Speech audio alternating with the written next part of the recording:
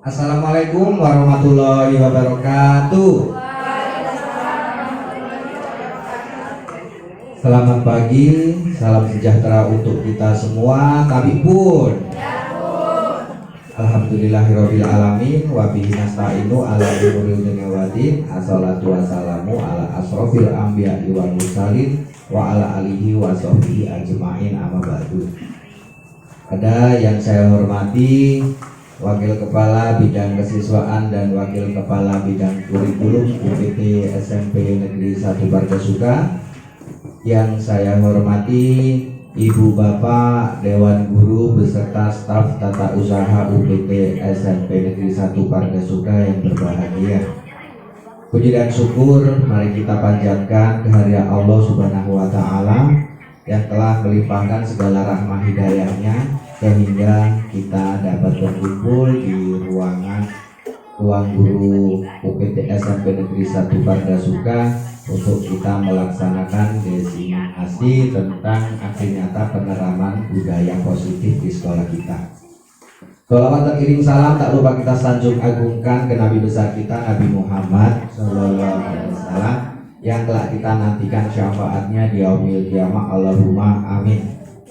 Ibu bapak yang berbahagia, pada kesempatan kali ini perkenankan saya Maradona selaku calon guru penggerak angkatan 10 di Kabupaten Pringsewu mendapatkan tugas untuk di modul 1 ini dari diseminasi untuk mengadakan diseminasi aksi nyata penerapan budaya positif yang ada di sekolah kita. Selanjutnya, ketika perlu diketahui dari pendidikan guru penggerak yang sudah saya jalani dari modul yang pertama ini yang berakhir pada modul 1.4 yang nantinya akan dilanjutkan oleh modul selanjutnya 2.1 dan yang untuk modul 1.4 ini dengan judul budaya positif. Perlu diketahui ibu bapak sekalian tentang budaya positif ini seperti apa yang melatar belakanginya. Ketika budaya positif sangat mendukung dalam menciptakan pembelajaran yang kondusif. Karena dengan suasana yang positif, murid dan guru akan menemukan suatu kondisi pembelajaran yang menyenangkan. Sehingga proses pembelajaran dapat berjalan tanpa adanya suatu beban, sehingga suasana positif juga akan menggerakkan moral positif bagi murid sehingga karakter murid juga yang baik dapat terbentuk. Intinya dari budaya positif itu mengerucutkan kepada karakter yang memang kita harapkan sekarang di kurikulum Merdeka ini, yaitu karakter profil pelajar Pancasila.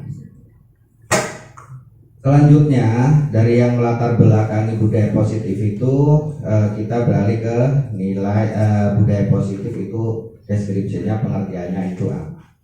Yakni nilai-nilai keyakinan dan kebiasaan-kebiasaan di sekolah yang berpihak pada murid agar murid dapat berkembang menjadi pribadi yang kritis, penuh hormat dan tanggung jawab. Sekarang siapa dari Dewan Guru se-Indonesia atau dimanapun yang tidak menginginkan dari tujuan budaya positif yang ada di sekolahnya? Pastinya semua memimpikan dan akan ingin melaksanakan dari budaya positif yang ada di sekolah masing-masing. Selanjutnya yang pertama subnya tentang paradigma perubahan yang disampaikan oleh Stephen R. Covey dari bukunya yang berjudul Principle Centered Leadership pada tahun 1991 mengatakan bahwa bila kita ingin membuat kemajuan perlahan, sedikit-sedikit ubahlah sikap atau perilaku Anda. Namun bila kita ingin memperbaiki cara-cara utama kita, maka kita perlu mengubah kerangka acuan kita. Ubahlah bagaimana Anda melihat dunia, bagaimana Anda berpikir tentang manusia. Ubahlah paradigma Anda, skema pemahaman dan penjelasan aspek-aspek tertentu tentang realitas. Artinya di dalam realitas kenyataan kita menjadi warga sekolah pastinya ada paradigma-paradigma dari masing-masing guru tentunya untuk mengimplementasikan tentang budaya positif ini seperti apa. Dari berbagai generasi pastinya muncul paradigma yang berbeda-beda. Artinya dari satu individu dengan individu lainnya pasti mempunyai salah satu atau beberapa paradigma tentang budaya positif ini. Yang selanjutnya dari perubahan paradigma belajar, yakni untuk membangun budaya yang positif, sekolah perlu menyediakan lingkungan yang positif, aman, dan nyaman agar murid mampu berpikir, bertindak, dan mencipta dengan merdeka, mandiri, dan bertanggung jawab.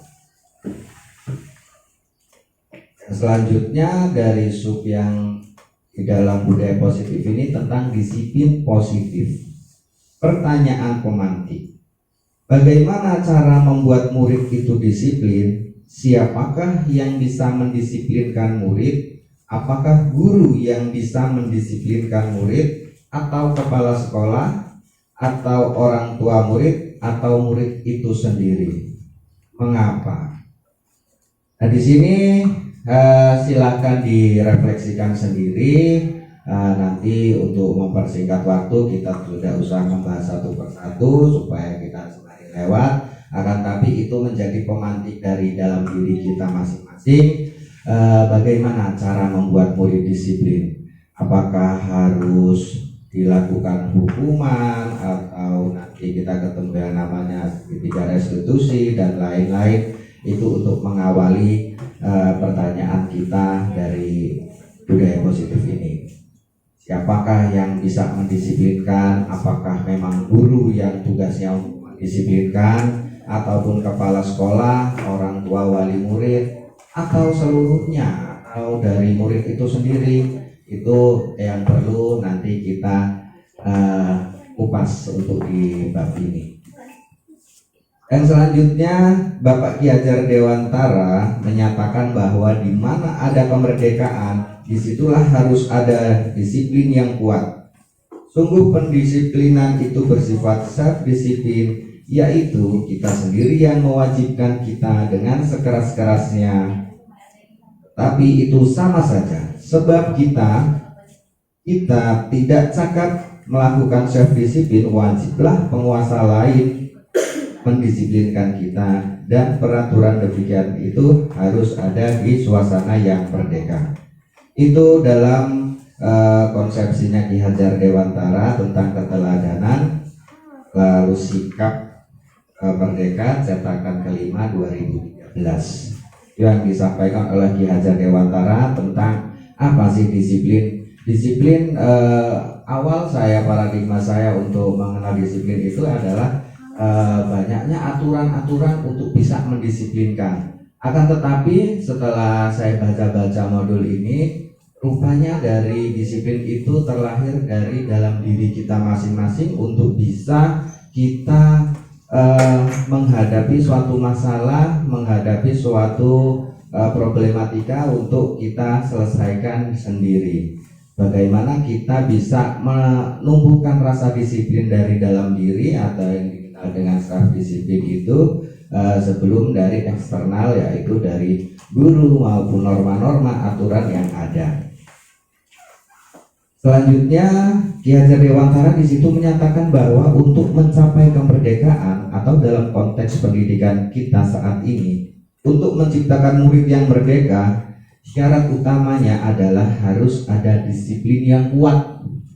Disiplin yang dimaksud adalah disiplin diri yang memiliki motivasi internal. Jika kita tidak memiliki motivasi internal, maka kita memerlukan pihak lain untuk mendisiplinkan kita, atau yang disebut eksternal, karena berasal dari luar, bukan dari dalam kita, diri kita sendiri.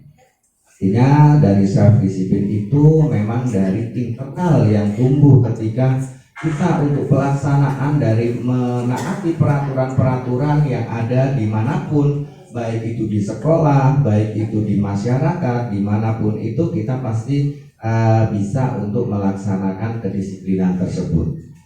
Disiplin dari hal kecil saja, untuk disiplin membuang sampah. pada tempatnya.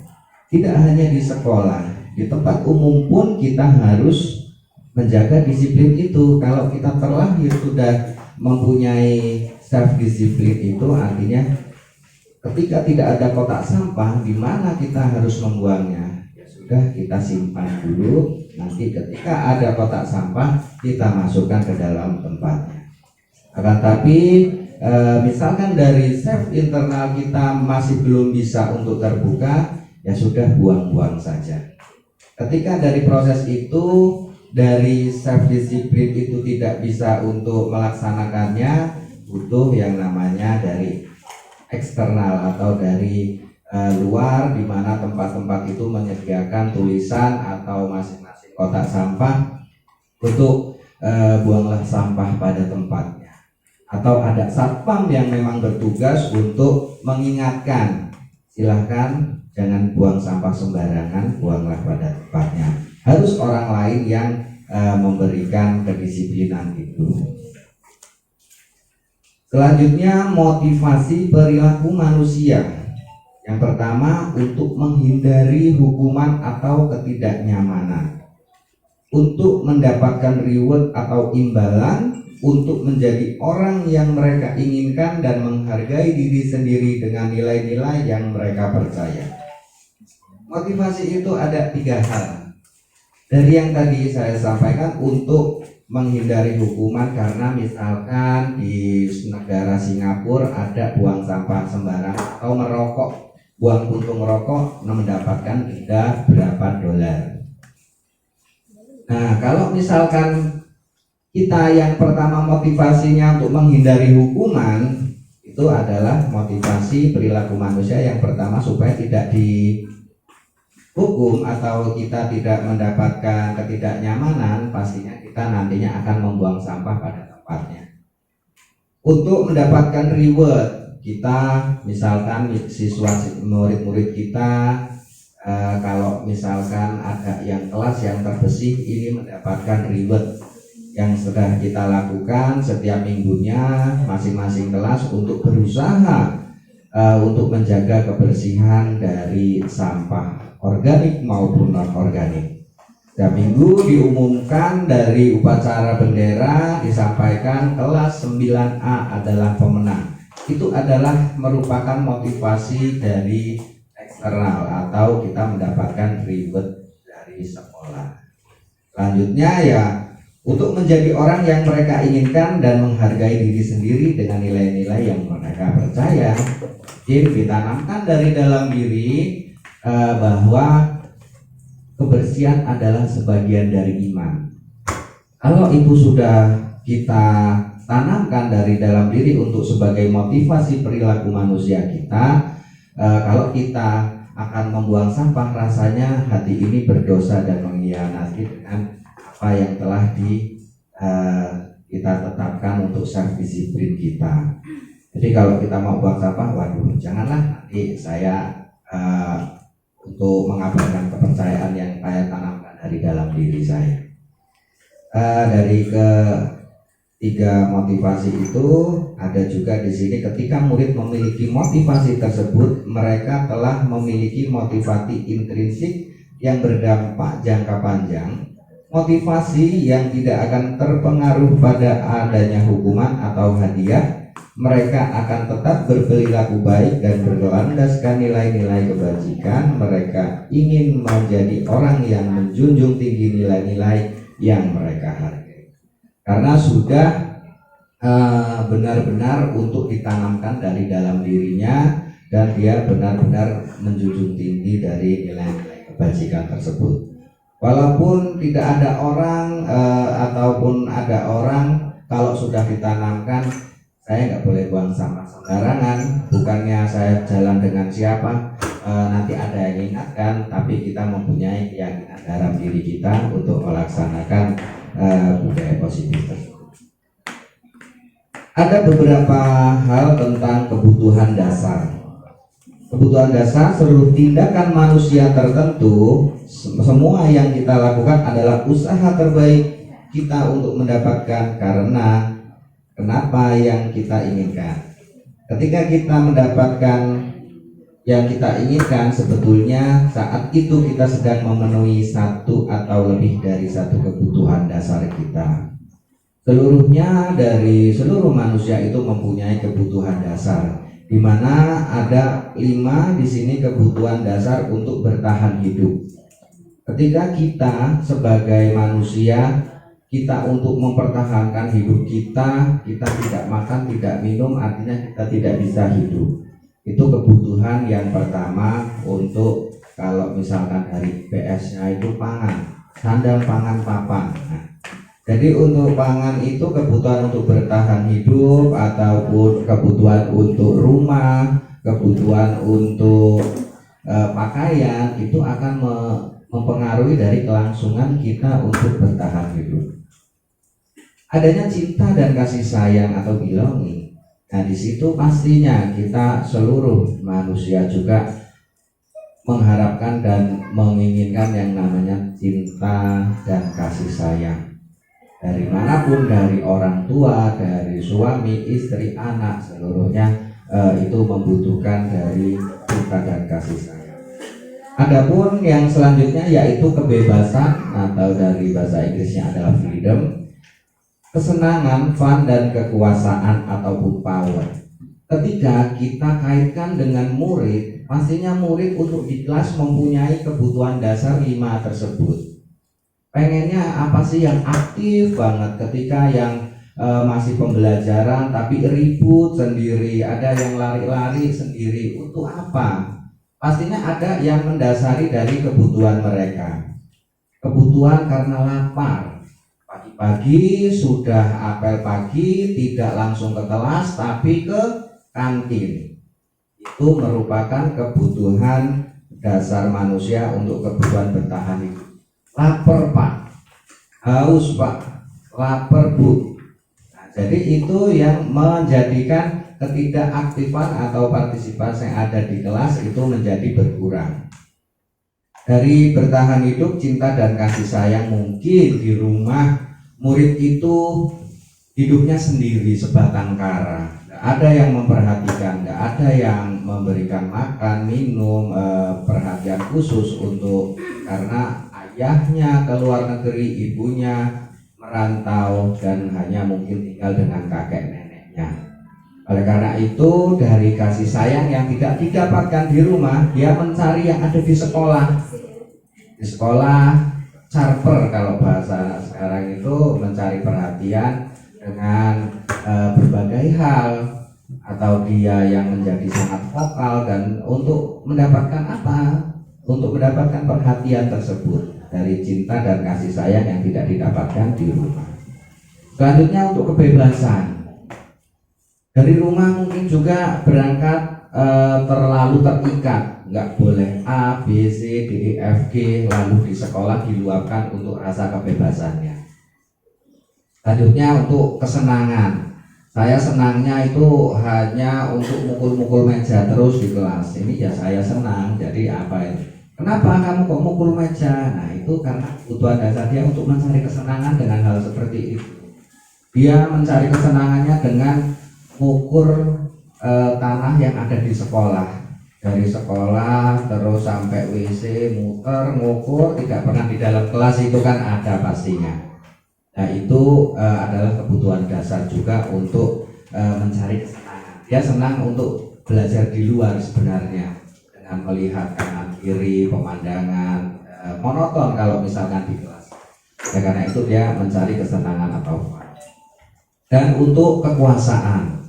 Ketika dari power yang dipunyai oleh murid tersebut itu akan membawa dari dampak yang negatif juga, ketika dampak dari kekuatan itu untuk bisa melakukan bullying ataupun pemalakan dan lain-lain. Itu pastinya kebutuhan dasar setiap murid itu berbeda-beda antara yang memiliki kekuatan atau power dengan yang mempunyai power yang lemah. Lemah akan semakin dijajah atau dibully, akan tapi berlaku seperti hukum rimba, ketika yang kuat dia yang berkuasa. Selanjutnya kita contohkan di sini di Dinda, seorang anak kelas 3 SD, begitu tiba di rumah sepulang dari sekolah, menangis dan mengadu pada ibunya bahwa dia benci pada Ibu Rani. Gurunya, menurut Anda, kebutuhan apa berusaha dipenuhi oleh Dinda jika jawabannya seperti ini? Nah, di sini ibu guru bilang, aku tidak boleh bersenandung waktu mengerjakan tugas, katanya harus tenang, tidak ada suara, kan nggak seru jadinya. Nah, jadi itu yang menjadikan permasalahannya itu karena nyanyi di kelas itu karena apa? Ya karena dia senangnya nyanyi, nggak senang belajar. Yang pertama untuk kebutuhan dasar kesenangan, kebebasan. Yang kedua bebas untuk mengungkapkan ekspresinya. Dia suruh belajar, suruh buat puisi, nggak untuk ininya, nggak membebaskan dirinya untuk melakukan tersebut. Tapi kalau dia sukanya di seni untuk bernyanyi, nah itu akan, tapi memang bukan pada tempatnya. Jadi nanti ketika di dalam pembelajaran diferensiasi nanti bisa disesuaikan, walaupun pelajaran bahasa Indonesia dia suka nyanyi, silakan nyanyi, silakan buat cipta untuk lagu, tapi silakan nyanyi untuk didemonstrasikan sendiri-sendiri. Lalu cinta dan kasih sayang pastinya ketika kebutuhan dasar tersebut dari cinta dan kasih sayang dibutuhkan oleh murid tersebut untuk mendapatkan pengakuan. Untuk dasar murid juga melaksanakan hal tersebut, kebutuhan dasar itu kan pastinya ya, hanya dua, to get something dan to give something, untuk mendapatkan sesuatu dan untuk mengekspor sesuatu. Lanjutkan 6 posisi kontrol. Nah, di sini dalam posisi kontrol ini ada beberapa peran posisi yang dilaksanakan oleh guru. Nah, di sini ada posisi kontrol di sini sebagai penghubung. Ada juga pembuat orang merasa bersalah. Lalu sebagai teman, pemantau ataupun manajer. Mungkin yang sering saya lakukan, saya pribadi lakukan itu banyaknya sebagai penghubung. Ketika siswa-siswi terlambat lalu dihubung oleh Pak Maradona. Nah, nanti apa sih penghubung? Apa sih pembuat orang merasa bersalah ataupun teman pemantau atau manajer? Bisa kita, sepertinya ada slide-nya satu persatu juga. Nah, di sini monggo silahkan dibaca untuk contoh kasus Adi yang terlambat hadir. Di sini posisi kontrolnya sebagai penghubung. Oke, silahkan dibaca. Cukup untuk berdiri terus, kita kemeringat juga. Sudah ya, Ibu, Bapak sekalian. Oh, Ibu saja. Durasi sudah ada setengah jam belum ini? Lumayan lah ya. Contoh yang pertama yakni sebagai penghubung, nada suara tinggi, bahasa, mata melotot, jari melunjuk, terlambat lagi, pasti terlambat lagi, selalu datang terlambat. Kapan bisa datang tepat waktu? Ya kan, pada diri Anda. Bagaimana perasaan murid itu, guru berbicara seperti itu pada muridnya datang terlambat. Akibatnya kemungkinan murid itu marah dan mendendam atau bersifat agresif. Bisa jadi sesudah kembali duduk, murid tersebut akan mencoret-coret bukunya atau meja tulisnya. Lebih buruk lagi, sepulang sekolah, murid melihat motor atau mobil bapak ibu guru akan menggores kendaraan tersebut dengan paku. Itu yang dilakukan dalam posisi kontrolnya sebagai penghubung. Ada pastinya yang namanya sebab akibat. Nah, jadi dari kemungkinan-kemungkinan tersebut itu yang mayoritas dilaksanakan. Akan tetapi mungkin diaplikasikan, saya pribadi, saya sering hukum ya alhamdulillah. Ya mungkin dalam hati orang kita tidak ada yang tahu, ada dendam, saya ini dulu dihukum sama Pak Maradona ini. Yang diharapkan saya itu kan menjadi lebih baik. Akan tetapi itu mempunyai akibat yang sangat buruk, mempunyai untuk efek dari hati mereka itu pastinya akan tergores, karena kita kalau misalkan sudah menggores hati murid itu pastinya akan ingat selamanya. Itu akan menjadi cerita buruk, pengalaman selama dia duduk di bangku SMP atau SMA dan selanjutnya. Selanjutnya, contoh kasus membuat orang lain bersalah. Nada suaranya memelas atau halus atau sedih, bahasa tubuhnya merapat pada anak lesu. Adi, kamu ini bagaimana ya? Kamu sudah berjanji dengan ibu tidak akan terlambat lagi. Kenapa kamu yang senang sekali mengecewakan ibu? Ibu benar-benar kecewa sekali. Bagaimana perasaan murid waktu ditegur seperti itu? Akibatnya, murid akan merasa bersalah telah mengecewakan ibu atau bapak gurunya. Murid akan merasa menjadi orang yang gagal, tidak sanggup membahagiakan orang lain. Nah, itu merupakan akibat-akibat yang diperoleh ketika contoh kasus ini membuat rasa bersalah. Misalkan yang sering terlambat, Togar, kamu ini tiap hari terlambat ini, pastinya ya kamu membuat kecewa bapak.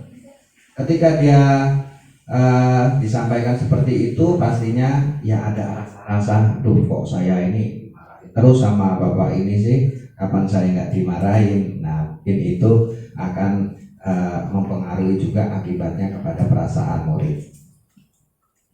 Selanjutnya ada teman dengan nada suara ramah, akrab, bercanda, bahasa tubuh merapat pada murid, mata dan senyum jenaka. Adi, ayolah, bagaimana sih kamu? Kemarin kamu sudah janji ke bapak bukan? Kenapa terlambat lagi? Sambil tertawa ringan. Ya sudah, tidak apa, duduk dulu sana, nanti bapak guru bantu kamu. Perasaan yang murid pasti akan berakibat yang berbeda juga ketika murid akan merasa senang dan akrab dengan guru. Ini termasuk dampak yang positif, hanya saja negatif murid menjadi tergantung pada guru tersebut. Bila ada masalah, dia merasa bisa mengandalkan guru tersebut untuk membantunya. Akibat lain dari posisi teman, Adi hanya akan berbuat sesuatu yang menyuruh jika guru itu yang menyuruh. Itu dari yang pertama penghukum, lalu yang kedua tadi ada merasa bersalah, dan ketiga sebagai posisinya teman. Dan yang selanjutnya pemantau. Ada suaranya datar, bahasa tubuh yang formal. Adi, tahukah kamu jam berapa kita mau mulai? Tahu Pak. Kamu terlambat 15 menit. Apakah kamu sudah mengerti apa yang harus dilakukan jika terlambat? Paham Pak. Saya harus tinggal kelas pada jam istirahat nanti dan mengerjakan tugas untuk ketertinggalan saya. Ya benar. Nanti pada saat jam istirahat kamu harus sudah di kelas untuk menyelesaikan tugas yang tertinggal tadi. Saya tunggu. Pastinya ada efeknya kembali ketika kita melaksanakan sebagai pemantau. Akibatnya murid memahami sanksi yang harus dijalankan karena telah melanggar salah satu aturan yang ada di sekolah. Guru tidak menunjukkan suatu emosi yang berlebihan, menjadi marah atau membuat merasa bersalah. Dan yang terakhir pada contoh kasusnya adalah sebagai manajer. Ada suara tulus, bahasa tubuh tidak kaku mendekati murid. Adi, apakah kamu mengetahui jam berapa sekolah dimulai? Tahu Pak, jam 7. Ya, jadi kamu terlambat. Kira-kira bagaimana kamu akan memperbaiki masalah ini? Saya bisa menanyakan teman saya Pak untuk mengerjakan tugas yang tertinggal. Baik, itu bisa dilakukan. Apakah besok kamu ada masalah untuk kamu agar bisa hadir tepat waktu di sekolah? Tidak Pak, saya bisa hadir tepat waktu. Saya hargai usahamu untuk memperbaiki diri. Itu adalah posisi terakhir dari 5 posisi kontrol. Di situ adalah sebagai manajer, ketika di situ memang benar-benar menggali bagaimana dia untuk bisa menyelesaikan masalah untuk sendiri. Ketika dia memang sudah bertanggung jawab, memang sudah tahu mengetahui bahwa sekolah itu jam 7 dan besok dia akan melakukannya untuk tidak terlambat lagi, itu adalah hasil dari hasil kalian dari itu sendiri untuk menyelesaikan masalah. Baik, untuk 5 posisi kontrol ini kita jeda dulu. Diminta untuk Bu Intan ya, supaya memberikan ice breaking supaya tidak ngantuk ya, sembari mengisi rapot ya. Bu Intan bisa untuk ice breaking dulu. Silakan. Intan.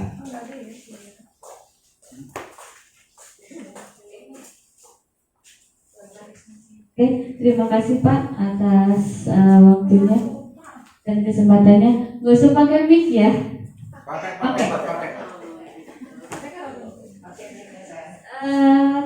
Mau yang tepuk tangan atau yang simpel aja? Simpel aja. Kamu nggak tepuk tangan karena masih ngerjain rapot. Oh, nggak usah tepuk tangan ya Pak ya. Berarti simpel aja ya. Ada pakai jari. Oke, jadi tebak apa yang saya katakan? Tebak apa yang saya katakan? Iya. Suruh nebak ini Bu. Iya. Jadi gini, yang ini sapi, kalau yang ini kambing, dan yang ini kerbau. Terang ya? Sapi, kambing, kerbau. Yang ini sapi, ya, yang ini kambing, dan yang ini kerbau. Kalau yang ini, tebak apa yang saya katakan? Sapi. Ulang ya. Pokoknya tebak apa yang saya katakan. Pokoknya ini melatih konsentrasi. Ini sudah pusing kayak Bapak Ibu mengurus apa ditambah tebak-tebakan. Oke. Yang ini sapi, yang ini kambing, dan yang ini kerbau. Kalau yang ini jempol. Oke, benar sapi. Jadi jangan fokus ke jari, tetapi apa yang saya katakan. Tepuk tangan ayo.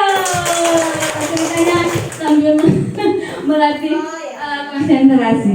Maksud ya. Sekali lagi deh, satu lagi deh breakingnya. Tepuk tangan. Ayo berdiri semua Bapak Ibu. Dari tadi udah berdiri saya. Oh iya. Mohon maaf Ibu. Tepuknya gampang. Kayaknya ini sering saya ulang, cuman ada yang bisa ya ikuti. Coba kalau belum bisa kita belajar bareng-bareng. Tepuk 1 ke tengah. Tepuk 1. Tepuk 2 kanan kiri. Oke. Tepuk 3 kanan kiri atas. Tepuk 4 itu 2 kali ke kanan, 2 kali ke kiri. Tepuk 5 itu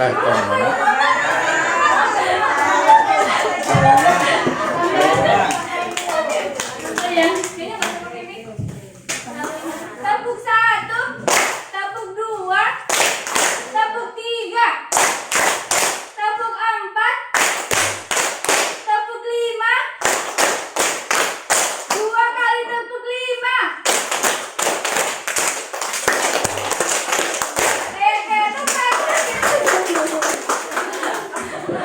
Oh ya, sudah refreshing ini ya.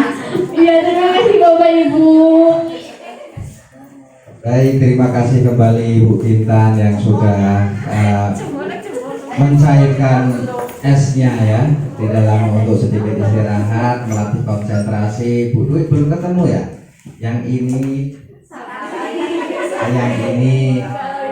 kalau karena belum ada yang ini Bu ya, makanya kalau ada dikatakan yang ini baru sapi. Kalau ini, nah, itu ya cluenya. Yang ini dan ini, kalau misalkan hanya ini ya sapi. Jadi itu ya. Oke, terima kasih sudah sedikit mencairkan suasana dan berlanjut kepada yang materi selanjutnya, yaitu tentang keyakinan kelas. Pernyataan pemantik, mengapa keyakinan kelas, mengapa tidak peraturan kelas saja? Mengapa adanya keyakinan kelas penting untuk terbentuknya sebuah budaya positif? Mengapa mewujudkan sebuah keyakinan kelas yang bagaimana mewujudkan sebuah keyakinan kelas yang efektif? Dari pertanyaan pemantik tadi di awal tentang yang terakhir untuk posisi kontrol, sudah sedikit banyak ada gambaran.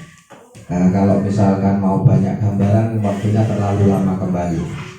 Di keyakinan kelas ini pastinya ibu bapak sudah melaksanakan ketika di dalam kelas, di dalam pembelajaran, apalagi wali kelas biasanya untuk membuat keyakinan kelas. Kenapa sih kok nggak peraturan saja? Kalau yang terdahulu kan zaman kita sekolah masih ada peraturan, tata tertib, nggak boleh inilah, itulah, inilah, dan sebagainya. Nah, itu pekerjaan pemantik saja untuk bagaimana menstimulus bapak ketika kita melaksanakannya. Perlukah untuk keyakinan kelas? Nah, ini ada contoh-contohnya. Di sini ada keyakinan kelas dibuat untuk ditempel-tempel di dalam kelas, dibuat yang indah, dibuat yang bagus untuk menyatakan keyakinan kelasnya. Nah, jadi kalau keyakinan kelas udah terlewat materinya habis, jadi langsung ke segitiga restitusi gitu. Bisa dilihat udah berapa menit Bu Vina? Kayaknya lama banget ini. Oke, dari ya 36, oh masih lama rupanya. Ya. Yang selanjutnya segitiga restitusi. Restitusi merupakan sebuah cara menanamkan disiplin positif pada murid. Nah, di sini dari segitiga restitusi ini adalah satu clue cara untuk bagaimana kita menindaklanjuti kesalahan atau sesuatu tentang kesalahan yang dibuat oleh murid. Pengertian dari restitusi adalah proses menciptakan kondisi bagi murid untuk memperbaiki kesalahan mereka, sehingga mereka bisa kembali pada kelompok mereka dengan karakter yang lebih kuat. Ini yang disampaikan oleh Gosen, yakni pada tahun 2004. Restitusi juga adalah proses kolaboratif yang mengajarkan murid untuk mencari solusi untuk masalah dan membantu murid berpikir tentang orang seperti apa mereka inginkan dan bagaimana mereka harus memperlakukan orang lain. Atau dari sini yang disampaikan oleh Charles Gosen tahun 1996. Untuk tiga sisi dari segitiga restitusi ada beberapa langkah yang memang harus dilakukan. Kalau segitiga restitusi artinya langkahnya ada 3. Yang pertama itu tentang menstabilkan identitas atau stabilize the identity. Untuk teori kontrolnya, kita semua akan melakukan hal terbaik yang bisa kita lakukan. Itu cara yang pertama ketika misalkan nanti kemarin sudah sempat syuting dengan salah 2 murid untuk tugas juga untuk melakukan segitiga restitusi. Nah, ini memang pengaplikasiannya membutuhkan waktu karena kita belum terbiasa dengan budaya positif ini, terutama untuk segitiga restitusi yang harus kita terapkan. Ketika dilakukan oleh 1 atau 2 orang itu masih bisa kita lakukan, akan tapi kalau dilakukan secara masif atau bersama dalam grup yang besar akan susah juga ketika kita melaksanakannya. Jadi perlu dari tahapan-tahapan dari kecil menuju tengah dan menuju yang lebih besar lagi untuk tahapannya. Yang pertama tentang menstabilkan identitas, yang kedua validasi tindakan yang salah. Nah, misalkan dari siswa yang terlambat bisa untuk divalidasi tindakan yang salah itu karena apa dan sebagainya. Kalau bisa melakukan ini kenapa, untuk kamu tidur di kelas kenapa, apa yang kamu lakukan, ini kita validasi tindakan. Dan yang terakhir menanyakan keyakinan mau dibentuk seperti apa, itu menggali dari apa yang akan dilakukan oleh murid tersebut untuk menyelesaikan masalah. Jadi masalah bukan kita yang menyelesaikan, kita berlaku untuk sebagai manajer saja, controlling. Ketika dari pertama menstabilkan identitas, lalu validasi tindakan yang salah, itu ya semuanya itu datangnya dari murid untuk bisa menanyakan keyakinan. Terakhir untuk keyakinannya mau dibuat seperti apa, itu semuanya digali dan diselesaikan sendiri, dicari solusinya itu sendiri oleh masing-masing murid tersebut. Nah, di sini ada contoh gambarnya. Yang pertama menstabilkan identitas dahulu untuk yang ada di bawah. Nah, setiap orang pasti pernah melakukan kesalahan. Kamu bukan satu-satunya yang pernah melakukan ini. Jadi untuk menstabilkan masalah supaya murid itu tidak merasa dia itu hanya yang bersalah hanya dirinya saja. Kalau misalkan ini kita kuatkan, karena bukan hanya kamu satu-satunya yang pernah melakukan ini. Misalkan dari hal terlambat pastinya kan tidak hanya si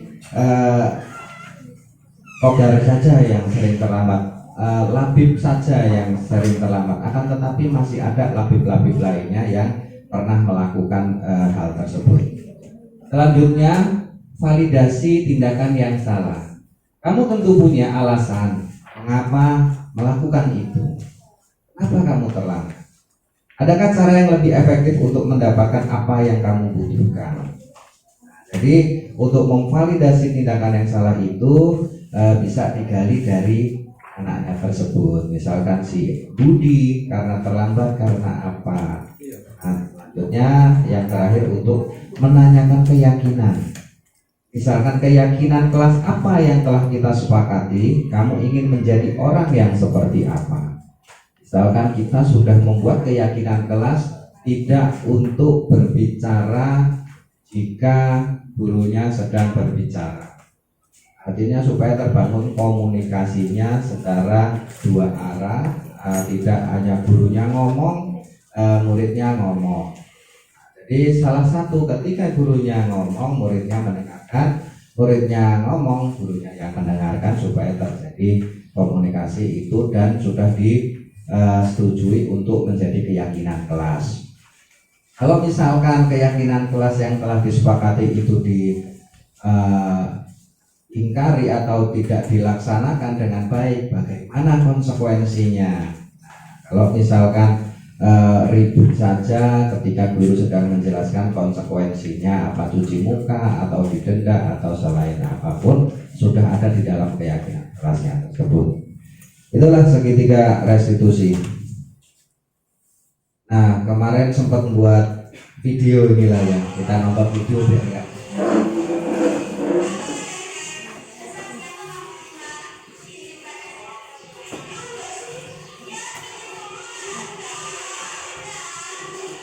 Itu ada anak yang berantem lah ya, marah-marahan.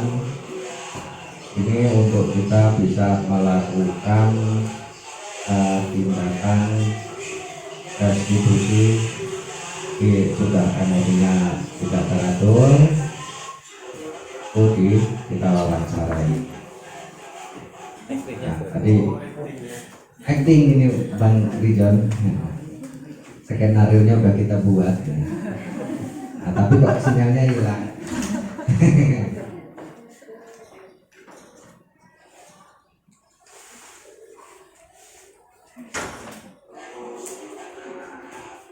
Menanyakan seperti tadi yang dilaksanakan dari segitiga restitusi itu, nanti ada beberapa hal dari 3 sisi segitiga restitusi itu, ada masing-masing penjelasannya. Ya, turun.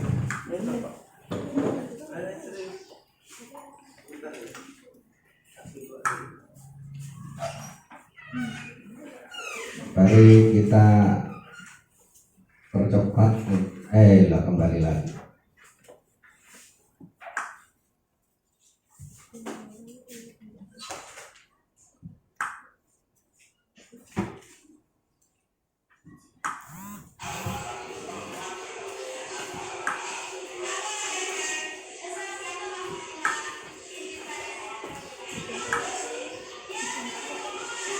Ini kerisnya ada audo dan aura.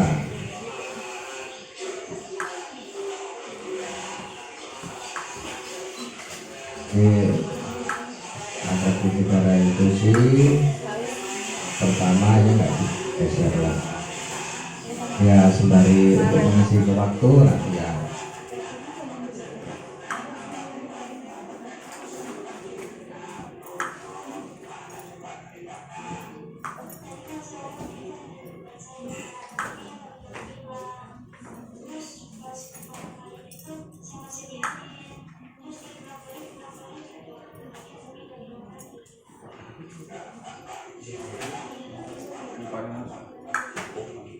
Yang pertama dilakukan ya menstabilkan masalah.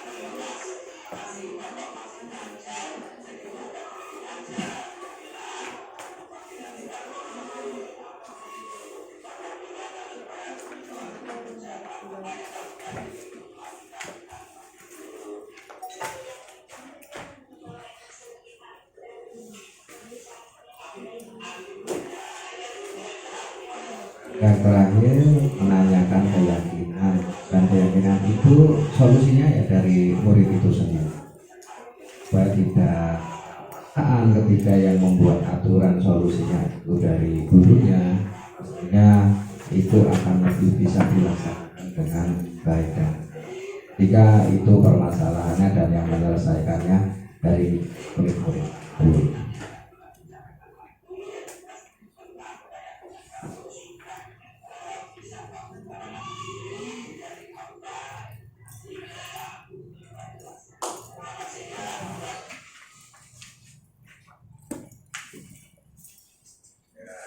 Lagi ada Husain apa bahasanya?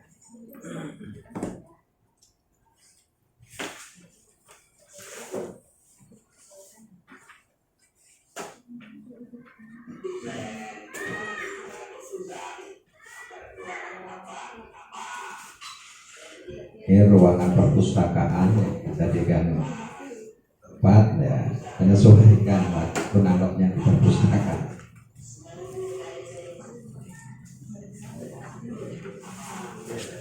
Jadi di sini ceritanya skenario-nya itu Husain itu tertidur di kelas. Lalu yang dilakukan pertama menstabilkan masalah, gali bagaimana masalah itu ketika dia mempunyai adik dan adik itu sedang itu.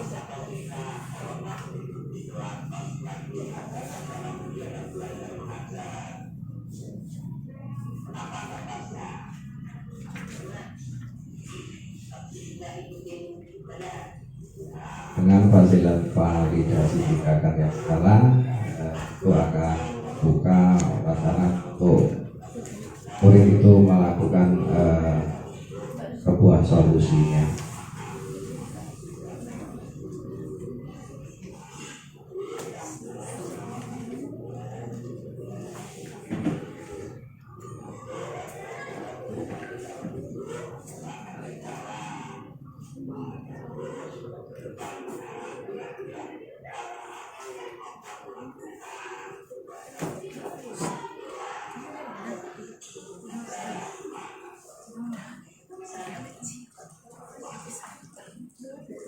Makanya kalau misalkan supaya nggak ngantuk sarapan, karena nggak sarapan ngantuk saya.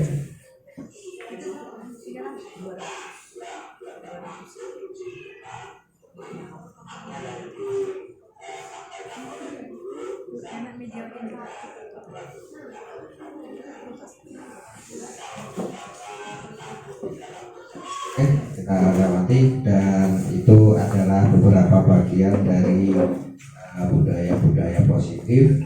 Dari hal yang terakhir kita bahas tentang restitusi, ada juga untuk mengetahui posisi kontrol yang kita biasanya lakukan. Sedikit banyaknya pastinya dari materi yang disampaikan ini ada umpan baliknya.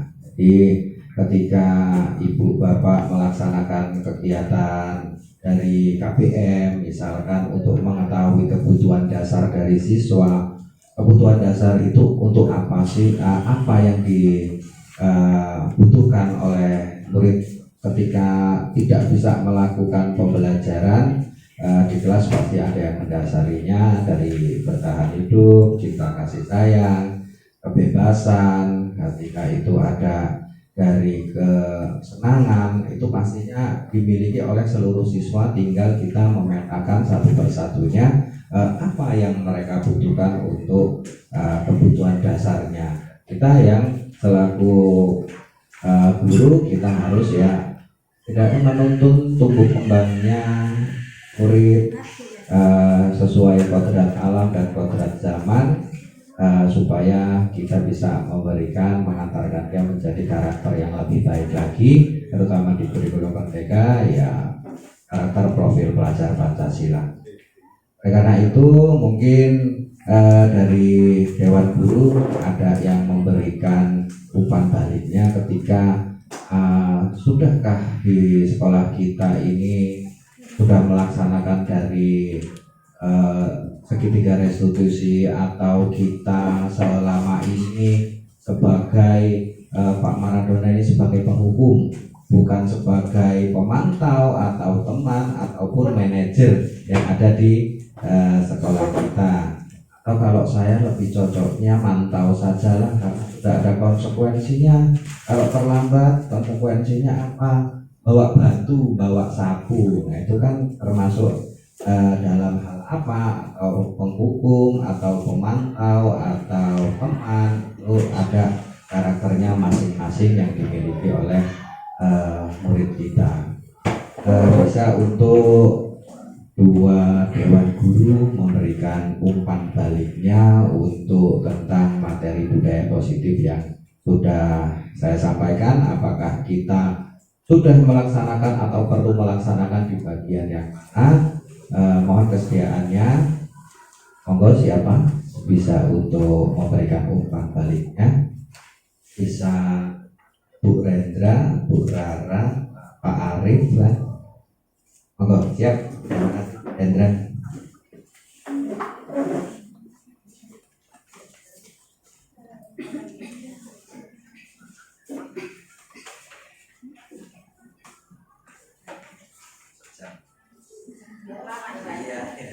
Assalamualaikum warahmatullahi wabarakatuh. Selamat ya. Assalamualaikum warahmatullahi wabarakatuh. Alhamdulillah kita mendapat ilmu baru lagi ya Bapak Ibu ya. Dari pemaparan calon guru penggerak kami kita, yaitu Bapak Maradona, tentang budaya positif. Pastinya udah banyak banget ilmunya ya Bapak Ibu ya. Nah sebelumnya masih sibuk rapor ya Bapak Ibu ya. Boleh nggak saya kasih pantun dulu? Boleh dijawab dengan sekop aja ya Pak ya.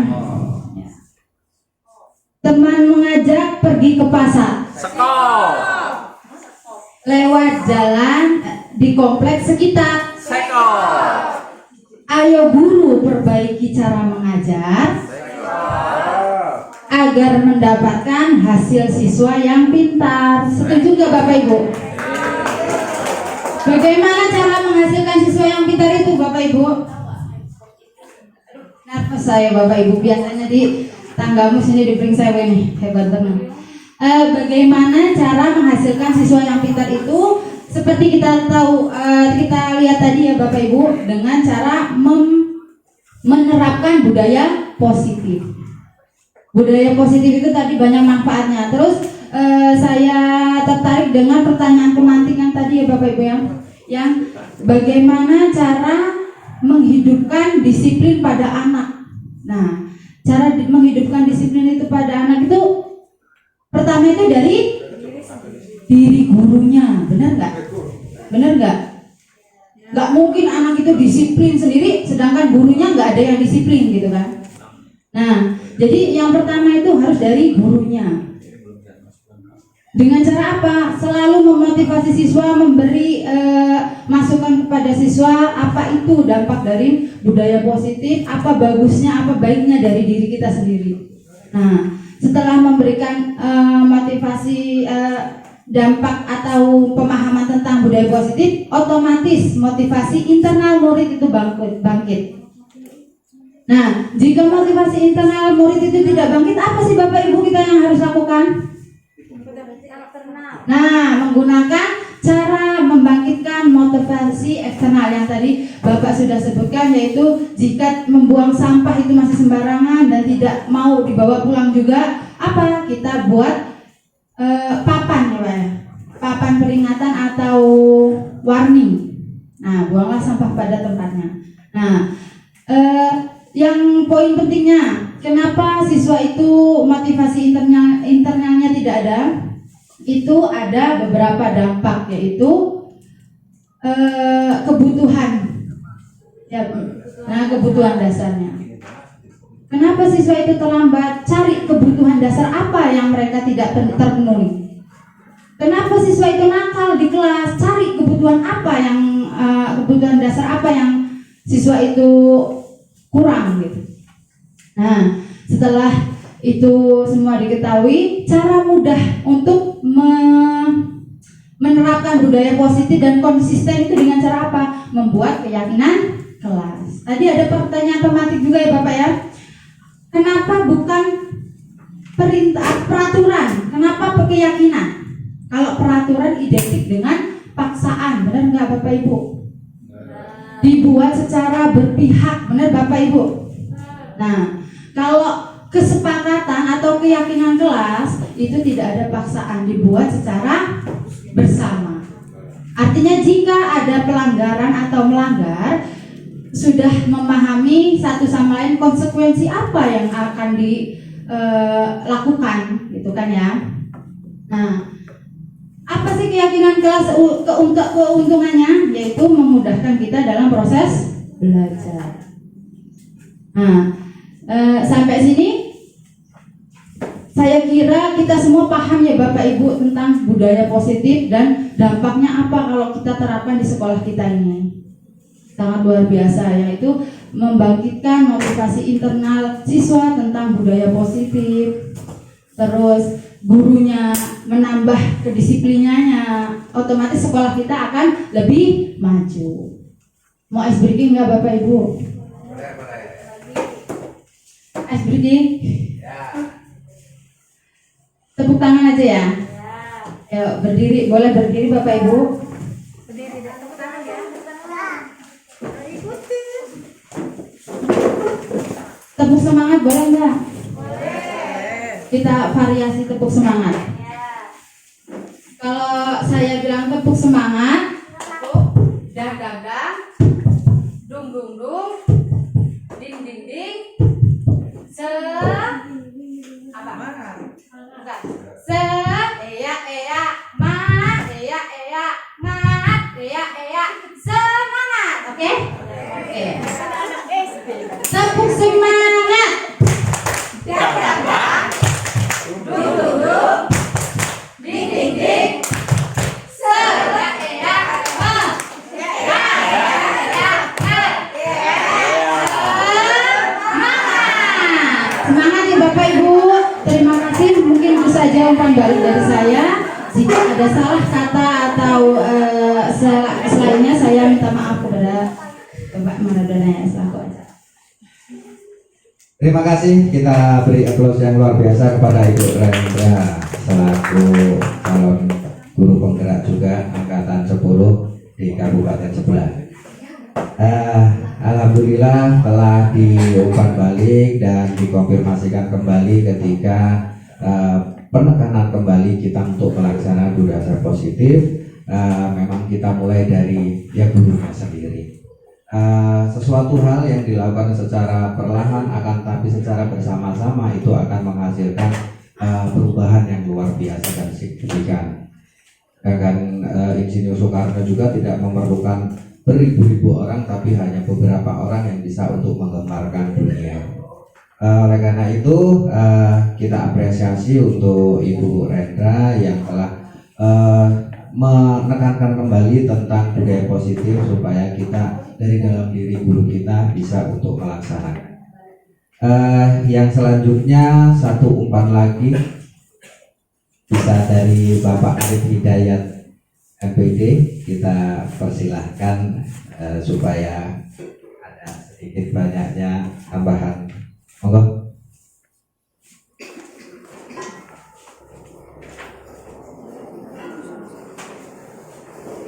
Baik, terima kasih Pak Maradona yang sudah mengimbaskan materi berkaitan dengan budaya positif. Luar biasa, Bapak Ibu Guru, kita saksikan bersama-sama apa yang sudah dipaparkan sangat jelas dengan contoh real langsung apa yang dipraktekkan oleh Pak Maradona. Sangat menginspirasi. Kemudian alhamdulillah di sekolah kita karena sudah ada guru penggerak yang terdahulu, budaya positif di sekolah kita memang sudah berjalan. Restitusi memang beberapa waktu sudah dilakukan oleh para guru penggerak dan bahkan bukan hanya para guru penggerak, para guru dan guru BK. Sehingga alhamdulillah sudah berjalan, ditambah lagi tadi penguatan oleh Pak Maradona yang sangat luar biasa. Secara penampilan bagus, mudah dimengerti dan menambah kepahaman kita semua. Untuk itu marilah kita senantiasa konsisten sesuai dengan yang disampaikan oleh Ibu Merendra bahwa untuk memulai budaya positif adalah dimulai dari diri kita masing-masing. Kemudian dalam pelaksanaannya alhamdulillah ketika siswa kita diberikan perlakuan yang bagus dengan segitiga restitusi ketika mendapatkan masalahnya, untuk mencapai solusinya, alhamdulillah dampaknya sangat luar biasa. Anak tersebut akan menghadirkan motivasi intrinsik karena dalam kegiatan segitiga restitusi itu tadi disampaikan Pak Maradona, kita kembalikan lagi identitas murid. Kemudian kita validasi kesalahannya biar sadar. Kemudian kita kembalikan lagi ke keyakinan yang dipahami terkait dengan budaya positif. Dengan demikian, dengan sadar anak itu akan melaksanakan budaya positif karena sudah diyakini budaya-budaya positif itu baik untuk dirinya dan baik untuk orang lain dan lingkungan sekitarnya. Untuk itu marilah kita setelah kegiatan pengimbasan ini kita konsisten lakukan hal-hal yang baik, budaya-budaya positif sehingga sekolah kita semakin baik ke depannya.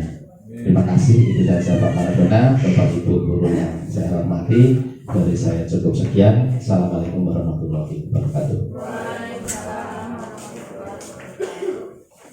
Terima kasih, kita berikan aplaus yang meriah untuk Bapak Arif Hidayat memberikan umpan baliknya tentang materi yang saya paparkan serta aplikasinya dari budaya positif yang sudah dilaksanakan di sekolah kita. Artinya dari sekolah kita tidak memulai atau merintisnya karena sudah ada dari guru penggerak yang terdahulu sudah merintis dan kita tinggal cukup untuk mengkonsistensikannya saja. Dari sesuatu perubahan bila kita tidak diimbangi dengan konsistensi artinya akan menjadi sia-sia juga. Sudah kita melupakan untuk sesuatu hal yang sudah merintisnya, akan tapi kita sudah berjalannya dari suatu beberapa banyak program yang sudah ada, kita konsistensikan untuk kita bisa lebih baik ke depannya.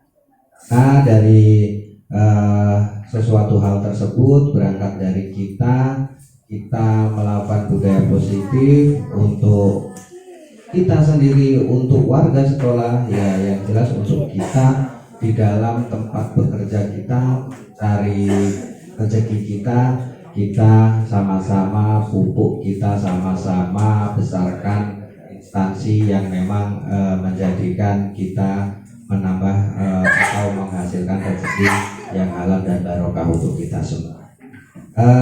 Mungkin itu dari pemaparan saya tentang tugas pribadi saya untuk diseminasi tentang budaya positif, dan sudah mendapatkan umpan balik dari rekan-rekan untuk kita bisa laksanakan dengan baik.